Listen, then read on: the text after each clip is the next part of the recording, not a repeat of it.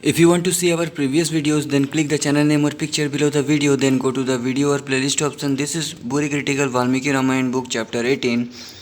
On hearing the wonderful words of that Lion Among Kings expounded in details, press the red subscribe option and press the bell icon for my latest video updates. The immensely energetic Vishwamitra's body here stood up and he said, O tiger among kings, it is benefiting that you and no one else on earth should speak these words. You have been born in a great lineage and have been instructed by Vasishtha. I will tell you what is in my heart, and you can decide on your course of action accordingly. O tiger among kings, you are true to your pledges. Act in accordance with that. O bull among men, to become successful, I am now engaged in some rituals. Two Rakshasas are causing obstacles along that path and they can assume any form at will. I am nearing the completion of my vows. However, those two Rakshasas, Maricha and Subahu, are valiant and well trained. They showered down torrents of flesh and blood on the sacrificial altar. With the advent of this destruction, the completion of the rituals is uncertain. Through I had exerted myself, I have lost all interest and have left that place. O king, my intelligence should not be excited and fall prey to anger. When one is practicing rituals of that kind, one should not come under the influence of rage. O tiger among kings, Rama is your own son, and truth is his valor. He is brave and the eldest. The side locks of his hair are like a crow's wings. Give me to him. He will be protected by me and is also celestial. In his own energy, he is capable of countering the Rakshasas and destroying them. There is no doubt that I will also confer many kinds of objects on him, and they will be beneficial. Through those, he will obtain fame in the three worlds. Those two are incapable of standing before Rama in any way.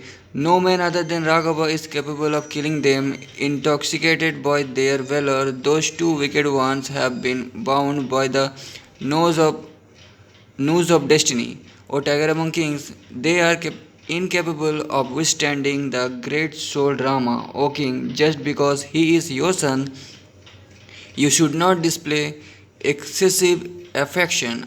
I am assuring you, know that those two Rakshasas are as good as slain. I know the great soul Rama.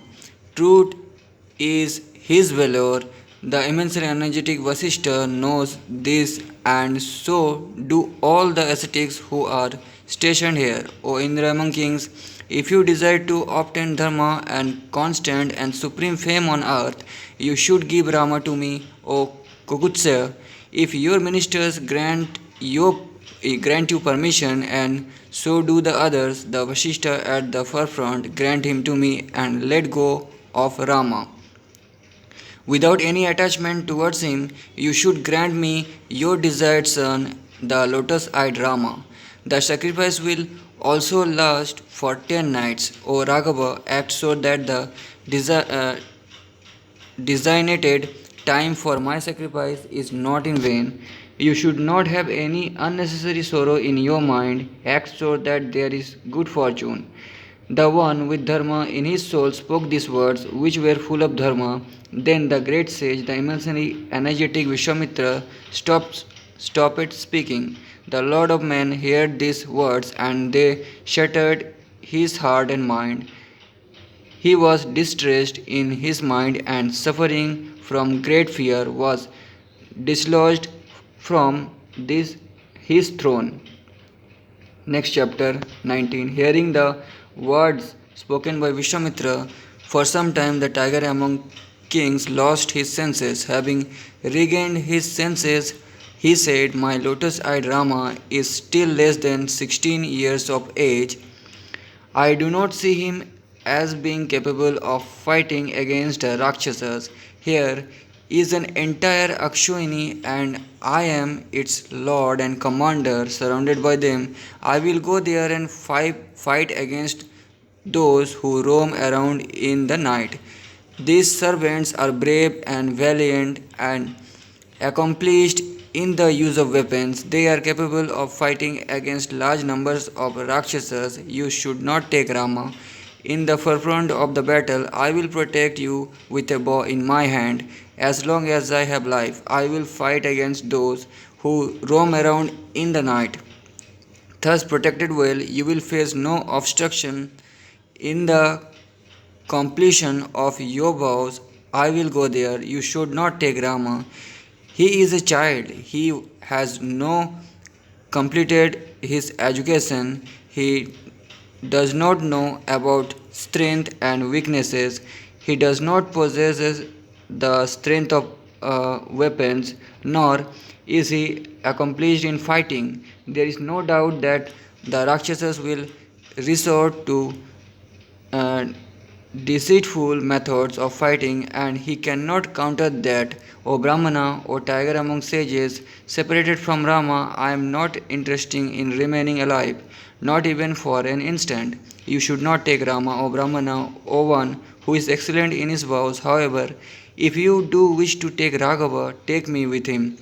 With the four kinds of forces, O Kaushika, 60,000 years have passed since my birth. He has been born after a lot of misery. You should not take Rama. I am extremely affectionate towards my four sons. According to Dharma, the eldest is the most important. You should not take Rama. What valor do not Rakshasas possess? Whose sons are they? O bull among sages, what is their size and who protects them? How will Rama be able to act against those Rakshasas, O Brahmana? They will fight in deceitful ways, and I alone possess the strength to counter them. O illustrious one, instruct me everything about how I can fight against them in the battle. Those Rakshasas are full of valor and base themselves on evil sentiments. Hearing his words, Vishwamitra replied, "There is a Rakshasa named Ravana, born in Pulastya's lineage.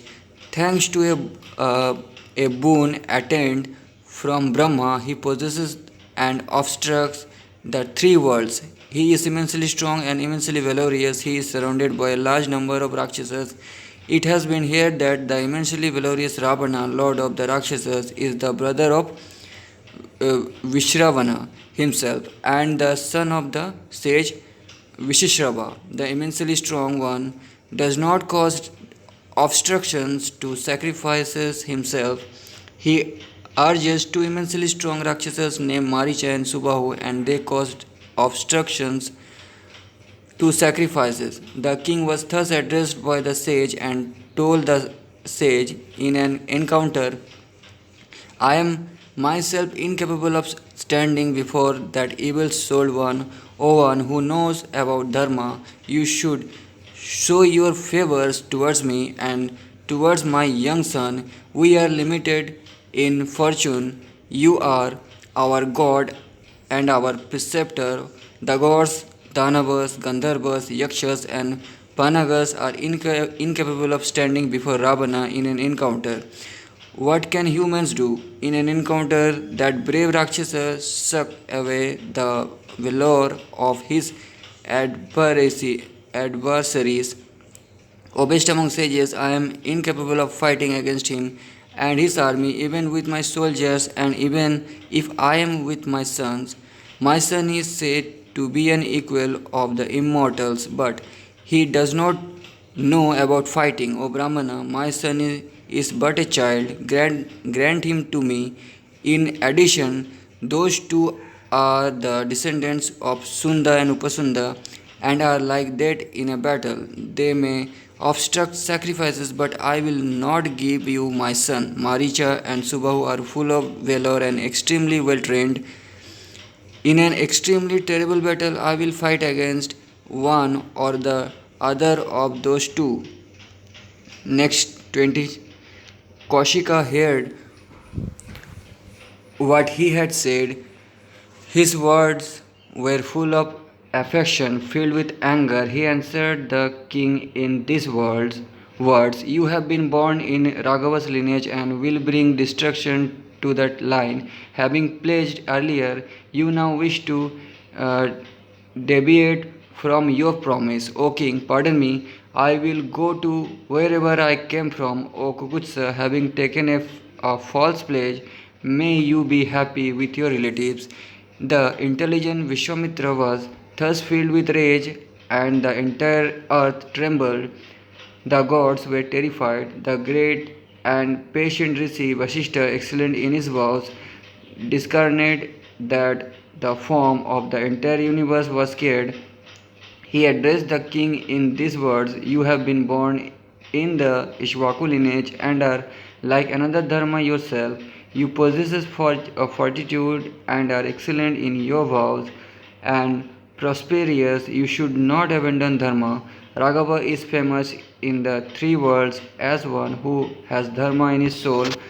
Follow your own dharma and do not resort to adharma. O Raghava, if a person has taken a pledge and then transgresses it, he destroys the fruits of all the sacrifices he has performed earlier. Therefore, let Rama go, whether he is accomplished in the use of weapons or unaccomplished in the use of weapons, the Rakshasas cannot harm him. He will be protected by Kaushika's son like Amrita by the fire. He is supreme among valiant ones and is the personified form of Dharma. In intelligence and strength of austerities, there is no one in this world who is superior to him. He is the only one in the three worlds of mobile and immobile objects who knows about all the weapons. There is no other man who knows about this, or for that matter, gods, rishis, asuras, rakshasas, gandharvas, the best among yakshas, kinnaras, and the giant serpents. Krishava's son, were supremely devoted to Dharma, and while he ruled his kingdom in ancient times, he gave all these weapons to Kaushika. Krishava's son were the son of Prajapati's daughters. They were not similar in form, they were immensely valorous, resplendent, and brought victory. The slender waisted Jaya and Suprabha were Daksha's daughters. They granted hundreds of thousands of supremely radiant weapons. In ancient times, Jaya gave birth to 500 supreme sons. They were capable of adopting many different forms and were designed to slay the soldiers of the Asuras. Then again Suprabha gave birth to another 500 sons. They were strong, impossible to withstand, and invincible, designed to destroy. Kaushika's son knows about these weapons, he knows about Dharma, and is capable of also creating many other weapons that have not been known earlier. Vishwamitra is immensely energetic and a great ascetic. Such is his valor, O king. You should not harbor any doubts about Rama going. Next chapter 21. When he was thus addressed by Vasishtha with a cheerful face, King Dasharatha summoned his son Rama and Lakshmana, their mothers, their father Dasharatha and Vasishtha, and the other priests pronounced benedictions and chanted auspicious mantras. Extremely delighted in his mind, King Dasharatha inhaled the fragrance of the heads of his beloved sons and handed them over to Kaushika's son. A fragrant breeze, pleasant to the touch, began to blow when it was seen that the lotus-eyed Rama approached Vishwamitra. The drums of the gods were sounded, and a great shower of followers rained down. Those great souled ones departed to the sounds of conch shells and drums. Vishwamitra was at the front, and the immensely illustrious Rama, with side locks like a crow's wings and wielding a bow, followed him. He was followed by Sumitra's son with quivers and bows in their hands. The illuminated the 10 directors, they were with the great soul Vishwamitra, thus resembling a three-headed serpent. It was as if the two Ashwins followed the grandfather, protecting him. After having travelled for half a yojana, they reached the southern banks of the Sarayu, and Vishwamitra addressed Rama in these sweet words: O son, accept some water and do not allow any more time to pass. With the respective set of mantras, except Bala and Atibala, as a result of this, there will be no exhaustion, no fever, and no destruction of form. Even if you are asleep or distracted, the Nereidas will not be able to assail you. There will be no one on earth who will be your equal in valor or in the strength of your arms, O Rama. There will be no one in the three worlds who will be your equal, O unblemished one. In this world, there will be no one who will be your equal in fortune, generosity, wisdom, intelligence, determination, and ability to respond. The mothers of Bala and Atibala are the source of all learning, and having obtained these two kinds of knowledge, there will be no one who will be your equal.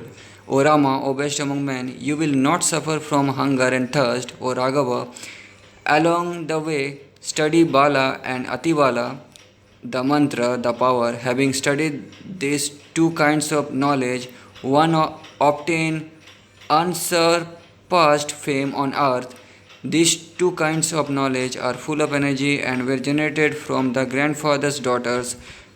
O Kukutsa, because you are full of dharma, you are worthy of receiving this. There is no doubt that you will also reap all the objects of desire that have many qualities, the treasure that is only the outcome of many kinds of austerities. At this, with a cheerful face, Rama touched water and purified himself.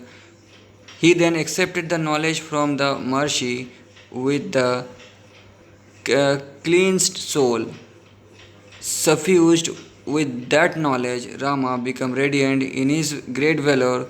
Kushika's son, who was like a preceptor, was ready to engage them in various tasks. In great happiness, the three of them spent the night on the banks of the Sarayu.